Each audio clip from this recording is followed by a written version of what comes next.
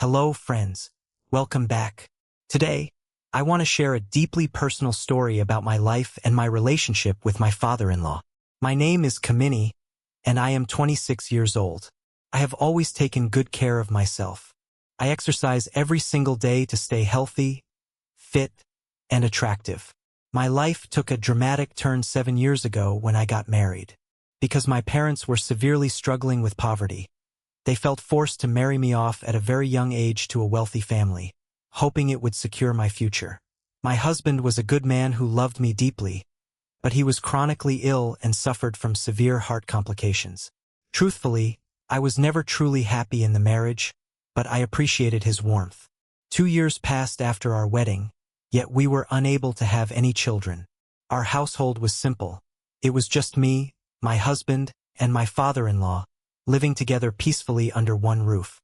My father-in-law was around 45 to 50 years old, but because he maintained a strict fitness routine and looked after his health, he appeared remarkably young and energetic. Then tragedy struck. One day, my husband's health rapidly deteriorated, and he passed away. It felt as though a massive mountain of grief had crushed me in an instant. Overnight, I found myself a young widow. Months passed after his passing, and my father-in-law and I continued living in the quiet, empty house. I was consumed by sorrow, but he constantly tried to comfort me. He would tell me that whatever was destined to happen had happened, pleading with me not to drown in grief or ruin my own health. He would often say, "You are still so young, Kamini. You should consider getting married again." Yet, as time went on, I couldn't help but notice a subtle shift in the way he began looking at me. Eventually, I decided I needed to work. Even though my father-in-law's business was thriving and financial hardship wasn't an issue, sitting idle at home only made my loneliness worse. Going to work gave me a reason to get up, distract my mind, and let time pass productively. I spent my days at the office and returned home around 7 p.m. every evening. As the months turned into years, the heavy weight of grief slowly began to lift, and I started piecing my life back together. My coworkers often talked to me about my future and encouraged me to remarry. I had a very close female friend at work with whom I traveled every day. One evening, as we stepped out of the office, she invited me over to her place, which sat conveniently right between our workplace and my home. We sat down, drank tea, and caught up on casual conversation. Out of nowhere, she asked me, "Kamini, do you know what's going on at the office lately?" I shook my head. "No, friend. How does any of it concern me? Honestly, I only come to work to keep my mind occupied." She leaned in and said, "Listen, the people in our workplace really look out for one another. Whenever someone is in trouble, everybody steps up to help. Look at the cleaning lady. She was a young widow too, but the office staff rallied together and helped her find a good husband. Now she's living a wonderful, stable life with someone to support her." I didn't think much of her words right away and said my goodbyes. But as I walked home, her words began echoing in my mind, planting the seed of remarrying in my thoughts. When I arrived home, I prepared dinner for my father-in-law, ate, and went to my room. But sleep wouldn't come. It was around 10 a.m. the next morning. A Sunday, my day off from work, and my friend's advice was still spinning endlessly in my head. Anxious and restless, an overwhelming urge took hold of me, and I walked down the hallway toward my father-in-law's room. When I pushed the door open, he was sitting on his bed holding a book. The moment he saw me, he flinched slightly and quickly slid the book under his pillow. Having caught a glimpse of what it was, I stepped closer and asked, "Father-in-law, what were you reading?" He looked a bit flustered and replied, "Oh, nothing at all. Just browsing through a book. Tell me, is everything all right? What brings you here?" I took a deep breath. "Father-in-law, I need to speak with you about something very important." He softened his expression and said, "Of course, my daughter-in-law. Speak freely. What is on your mind?" I hesitated, looking down. "It feels a bit strange. I was debating with myself whether I should even bring this up to you." He reassured me warmly, "Hey, don't hesitate. Tell me what it is. Has there ever been a day when you asked me for something and I didn't fulfill it? You take such wonderful care of this home and of me." Speak openly without fear. Gathering every bit of courage I had left, I looked at him and spoke from the heart. It has been nearly 2 years since my husband passed away. I have finally gathered myself after that terrible shock, but every time I step outside this house, life feels excruciatingly heavy. You know how society views young widows and the whispered judgments people make. Many people have advised me that I ought to remarry. I want you to help me find a husband, father-in-law, because I cannot spend the rest of my life in this crushing solitude. I want a companion, someone to share my joys and sorrows, someone who will love me deeply. A woman has emotional and physical needs that only a husband can fulfill. My parents are so poor that they had to take out heavy loans just to afford my first wedding. I cannot bear to place another burden on their shoulders. You are my guardian and my everything now. I am opening my heart to you with great hope, believing you will make the right decision for my life. My father-in-law listened intently. He gestured for me to sit beside him on the bed, comforting me in my distress. But then, he looked directly into my eyes and said something that completely took my breath away. Daughter-in-law, whatever companionship and fulfillment you are searching for outside this house, you can find right here under this roof. If you agree, I am ready to fulfill all your needs myself. I froze in utter shock. Father-in-law, I am like a daughter to you. How could you even let such a thought cross your mind?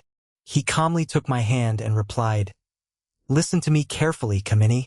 Ever since my wife passed away, I have been living in total solitude.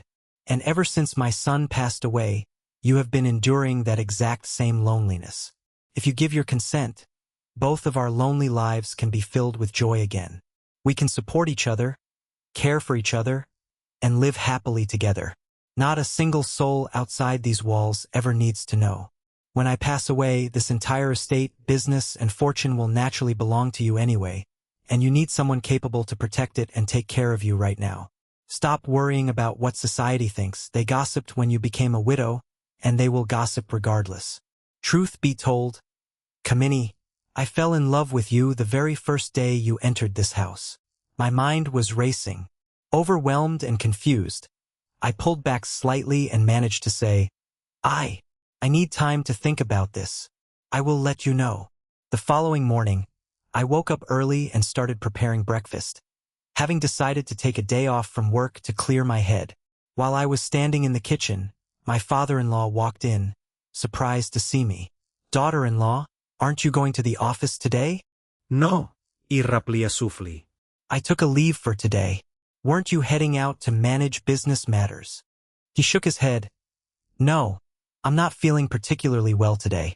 I thought I'd stay back and rest. Before we could discuss anything further, unexpectedly, guests arrived at our doorstep. It was my uncle and aunt coming to visit us. I welcomed them inside, served them refreshments, and engaged in warm conversation.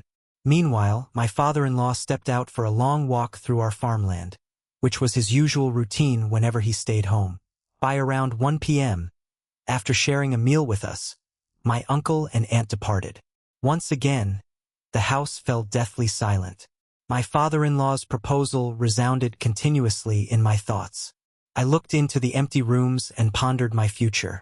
How was I truly going to survive decades of aching loneliness? If I chose to accept his proposal, we could build a real bond, protect the family wealth, and perhaps I could even experience the joy of becoming a mother. He was right about the property and about our shared isolation. The more I weighed it in my mind, the more sense his words made. I picked up my phone, dialed his number, and said, Father-in-law, lunch is ready. Please come back home to eat. He answered from the fields, I'm a bit far off right now, Kamini. It will take me some time to get back. That's fine, I replied. I need to head out to the market to do some shopping anyway, so I will be back late this evening. I went to the shopping center and carefully chose new clothes for both myself and my father-in-law. By the time I returned home, it was 7 p.m. The house was quiet, and he was taking a nap in his bedroom. I gently woke him up, and he went to take a bath while I set everything up. By 8 p.m., the atmosphere in the house felt completely transformed. I walked into his room, looked at him, and gave him my full consent, agreeing to everything he had proposed. Overjoyed, his face lit up. That night, we sat together for hours, pouring our hearts out, talking through every detail of our life moving forward, and embracing the new path we had chosen. From that moment onward, the dynamic of our relationship shifted, and we began living together happily as husband and wife. Life became remarkably smoother and deeply fulfilling. All my worries vanished. Whenever we traveled or attended to errands, we went together and cherished every moment. A few weeks later, my father-in-law sat me down and said, "Kamini, you now fully understand how my business operates. I trust you to manage it." I officially resigned from my office job and took full control of his entire business operations. We continued living together as true life partners, fulfilling every need and responsibility for one another. Before long, our home was blessed with the birth of a beautiful child, bringing complete joy into our lives. We no longer care about the opinions or rumors of the outside world. We are truly happy, secure, and content in our own home. So, dear friends, if you enjoyed this story, please make sure to subscribe to the channel, hit the notification bell, leave a thoughtful comment, and share your thoughts on how you found it. I'll see you tomorrow with another brand new story. Thank you so much for watching.